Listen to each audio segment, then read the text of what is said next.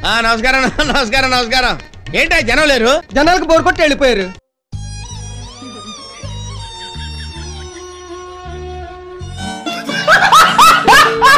మాజీ CM YS Jagan కు కృతజ్ఞతలు తెలుపుతున్నారు.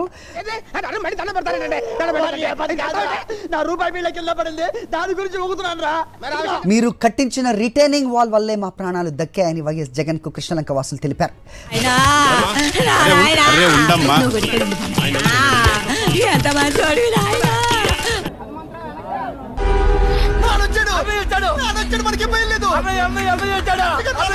నేను అడుగుతా ఉన్నా, సూటిగా నేను ఒక ప్రశ్న అడుగుతా ఉన్నా. చెప్పు చెప్పు. ఆ రోజు ఏం జరిగింది?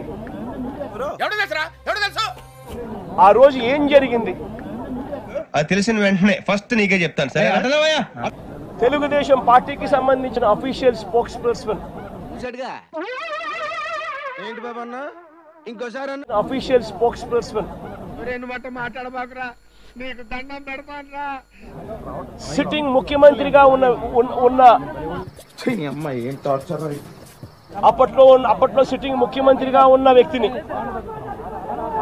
బోసుడీకే అని తిట్టాడు.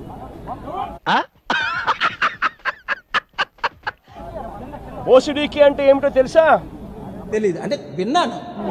ఈ అన్యాయాన్ని చూడాలనుకునే వాళ్ళు, చూడకూడదు అని అనుకునే వాళ్ళు పుర్రెముకు దెబ్బతింది, లేకపోతే ఎందుకు మాట్లాడతా? చంద్రబాబు నాయుడు గారి మీద కక్ష సాధింపు చర్యతో వ్యవహరించిన ఆ మాట నువ్వు చెప్పకూడదు. ఎందుకు చెప్తున్నా? ఏదో కేసులో పెట్టి ఏ మాత్రం ఆధారాలు కూడా చూపించకుండా ఈరోజు నన్ను అరెస్ట్ చేశామని చెప్పే పరిస్థితికి వచ్చారు.